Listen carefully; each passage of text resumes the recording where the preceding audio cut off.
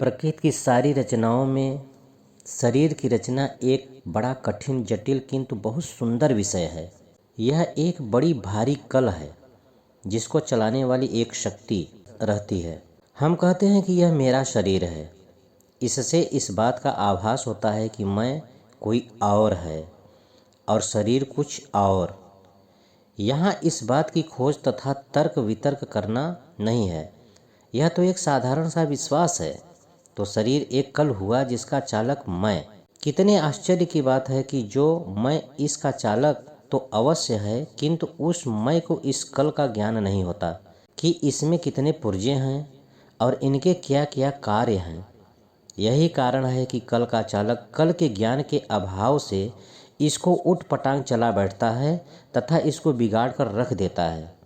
जिसको डॉक्टर या वैद्य सुधारने का प्रयत्न करते हैं और सुधार भी देते हैं, कई बार यह कल ठीक नहीं हो पाती, सदैव के लिए अपना कार्य स्थगित कर देती है, जिसको हम मृत्यु कहते हैं। वह कल यदि सुचारू रूप से चलती रहे तो यह देश देशांतरों की भी चलाती रहती है। इस कल को चलाने के लिए आवश्यक है संतुलित भोजन, जल व वायु। इस कल द्वारा होने वाले कार्यों के लिए इसे चाहिए बुद्धि का विकास, बल और अवसर। जो कुछ भी हम खाते हैं हम उसको भोजन कहते हैं। एक साधारण भ्रम जो जनता में वर्षों में फैला हुआ है कि शरीर को स्वस्थ व बलिष्ठ बनाने के लिए मूल्यवान भोजन की आवश्यकता होती है, इस विचार में कदापि भी सत्यता नहीं है। भोजन के ज्ञान से निर्धन मनुष्य को पोषक तथा बलवर्धक बना सकता है और भोजन को अज्ञानता से धनवान मनुष्य उसको विष के समान बना सकता है। सत्यतः इस बात पर है कि उचित समय पर उचित परिमाण में उचित रूप से निश्चिंत होकर खाया हुआ भोजन सदा ही लाभदायक रहता है। यदि निराहार रहकर मनुष्य 20 दिन जीवित रह सकता है तो निर्जल व निराहार रहकर केवल 5 दिन। कुछ भी हो, जल शरीर का एक अति आवश्यक अवयव है। पानी शरीर के भार का 66% होता है। पानी के बिना जीवित रहना दुर्लभ है। सादा शीतल जल ही शरीर के लिए सदा लाभदायक होता है। बर्फ मिला हुआ पानी हानिकारक होता है। दिन भर में मनुष्य को लगभग 30 शरीर में डालना चाहिए, जिसकी मात्रा सर्दी गर्मी में कम या ज़्यादा की जा सकती है। निराहार व निर्जल रहकर तो 5 दिन जीवित रहा जा सकता है, परंतु वायु के बिना तो एक पल जीवित रहना दुर्लभ है। इसी कारण शरीर के लिए वायु अति आवश्यक है। जो मनुष्य बंद कोठरी में और सकरी गली में रहते हैं वे सदैव किसी न किसी रोग से ग्रस्त रहते हैं। प्रतिदिन 2-4 बार शुद्ध वायु में आकर 2-4 गहरी लंबी सांस लेने से बहुत से रोगों के होने की संभावना समाप्त हो जाती है। यह तो हुई वह वस्तु जो इस शरीर रूपी कल के चलते रहने के लिए आवश्यक है, जिनकी सहायता से यह चलती हुई शरीर महान से महान कार्य कर सकती है। मनुष्य के शरीर में 2 प्रकार के बल होते हैं, एक मानसिक, दूसरा शारीरिक।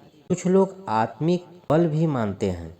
बल चाहे कैसे भी हो, आधार सबका शरीर पर ही होता है। यह बल भोजन द्वारा आता है। भोजन वही बल प्रदान कर सकता है जो शरीर में भली प्रकार पच जाए, उसका आत्मीकरण हो जाए। इस मशीन का पूर्ण न सही तो साधारण ज्ञान प्राप्त करना अत्यंत आवश्यक है, और विशेषकर जब हम चाहें हमारी यह मशीन बहुत लंबी अवस्था तक चलती रहे। हमारे देश में औसत आयु केवल 60 वर्ष है, जबकि अन्य देशों में 80 वर्ष तक की है। कारण यह है कि वहाँ के मनुष्यों को इस मशीन का चलाना आता है और हमें नहीं आता। आप किसी भी मनुष्य को छुएं तो उसमें कुछ ताप अवश्य प्रतीत होगा, और यही ताप सारी मशीन को चलाने के लिए आवश्यक है। कभी यह ताप बढ़ भी जाता है और कभी घट भी जाता है। यह प्रत्येक व्यक्ति के भोजन या रोग पर निर्भर है। साधारण स्वस्थ अवस्था में मनुष्य में मुंह के अंदर का ताप 98.4 और बगल का 97.6 होना चाहिए। त्वचा, जिसको हम खाल कहते हैं, शरीर के अंदर की सब वस्तुओं को ढकती है और शरीर के ताप को समान अवस्था में रखती है। यही बाहर से शरीर में अधिक गर्मी घुसने लगती है तो त्वचा पर पसीना आ जाता है, शरीर को कुछ शीतलता मिलती है। और जब बाहर से अधिक सर्दी लगती है तो त्वचा सिकुड़कर कुछ मोटी हो जाती है, शरीर के रोंगटे खड़े हो जाते हैं और शरीर के अंदर के अवयव बाहर की ठंड से बच जाते हैं। त्वचा की कई तह होती हैं। बाहर की त्वचा कुछ कड़ी और मोटी होती हैं। त्वचा के नीचे रंग के पिगमेंट्स होते हैं जो ताप से शरीर की रक्षा करते हैं। जिन देशों में गर्मी अधिक पड़ती है वहाँ यह कण रक्षार्थ अधिक होते हैं, जिससे मनुष्य का रंग काला पड़ जाता है। जैसे अफ्रीका देश के मनुष्य अधिक काले होते हैं।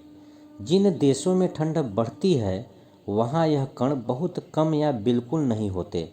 जैसे यूरोप, अमेरिका, भारत आदि के निवासी अधिक या कम गोरे होते हैं।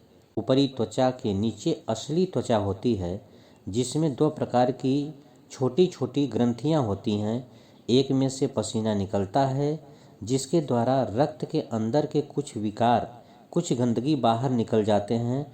दूसरे में से चिकनाई निकलती है, जो बालों व त्वचा को नरम रखती हैं। ऊपरी त्वचा में करोड़ों छोटे छोटे छिद्र होते हैं, जिनको पोर्स या शाम कहते हैं। यदि यह छिद्र कई बार मैल से बंद हो जाते हैं, क्योंकि शरीर के अंदर चिकनाई बाहर निकलती है और उस पर बाहर की धूल जम जाती है, छिद्रों के बंद होने से अंदर का विष नहीं निकल पाता और शरीर रोगी हो जाता है। इस कारण शरीर की बाहरी सफाई अनिवार्य रूप से करनी चाहिए। इस त्वचा के नीचे चर्बी होती है, जो शरीर के गड्ढों को भर कर सुंदर बनाती है। जिनमें चर्बी नहीं होती वे देखने में कितने दुर्बल और बुरे मालूम होते हैं। चर्बी अधिक होने से आदमी भद्दा मालूम होता है। चर्बी एक ऐसा पदार्थ है जो शरीर की गर्मी को बाहर जाने से रोकती है तथा बाहर की ठंडी को बाहर आने से रोकती है। यह शक्ति का संचार भी करती है। इसे वास्तव में शरीर का ईंधन कहा जाता है। जब मनुष्य को भोजन नहीं मिलता तो यही चर्बी पिघल कर शरीर की मशीन को बचाने में भोजन का काम करती है। जिस मनुष्य को शुद्ध वायु नहीं मिल पाती, बैठकर काम करना पड़ता है तथा अधिक चलने फिरने या शरीर व्यायाम करने का अवसर नहीं मिलता, तो उसकी चर्बी तथा श्वेतसार शक्ति में परिवर्तन कर न होकर त्वचा के नीचे जमा होने लगते हैं तथा शरीर का मोटा, भद्दा तथा निष्क्रिय बना देते हैं। त्वचा के नीचे चर्बी और चर्बी के नीचे मांसपेशियां होती हैं, जो व्यायाम करने वाले व्यक्ति के शरीर में स्पष्ट दिखाई देती हैं। मांसपेशियां शरीर के अंदर होने वाली गतिविधियों में सहायक होती हैं। शरीर का बल इनकी मजबूती पर निर्भर है। यह शरीर की हड्डियों को बांधे रखती हैं और शरीर के हिलने डुलने में बहुत सहायक होती हैं। इन मांसपेशियों का देशों में राष्ट्रीय प्रदर्शन भी होता है और जिसका शरीर अधिक सुगठित दिखाई देता है, उसकी श्री या मिस्टर की उपाधि देकर मान्यता दी जाती है। बलवान मनुष्यों की मांसपेशियां बहुत कड़ी और मोटी होती हैं, जो मार सहने व मार सकने में क्षमता रखती हैं। इनको स्वस्थ व शक्तिमान बनाए रखने के लिए किस किस प्रकार के भोजन करना चाहिए, यह आगे दिखाया जाएगा। यदि हम शरीर भर की त्वचा, मांस, चर्बी, पेशियां आदि काट कर निकाल दें तो हड्डियों का एक पिंजर ही शेष रह जाएगा। इस शरीर का पिंजर में 206 हड्डियां होती हैं, परंतु नवजात शिशु में 350 हड्डियां, जो जुड़ते जुड़ते 206 रह जाती हैं। लंबी, चौड़ी, गोल, पतली, मोटी, छोटी, बड़ी, सब आपस में स्थान स्थान पर जुड़ी हुई हैं। वास्तव में सब अलग अलग होती हैं। जुड़ी हुई होती हैं या तो स्वयं के जोड़ों से या मांस की पट्टियों से। किसी किसी की हड्डियां बहुत मजबूत होती हैं, जो अपने ऊपर से हाथी तक निकाल देते हैं, परंतु कुछ लोगों की हड्डियां इतनी दुर्बल होती हैं कि जरा से झटके से या चारपाई आदि के ऊपर से गिरने में ही टूट जाती हैं। उनकी मजबूती भोजन पर निर्भर होती है। शरीर का पिंजर 3 भागों में बांटा जा सकता है। इसकी जानकारी आपको अगले वीडियो में दी जाएगी।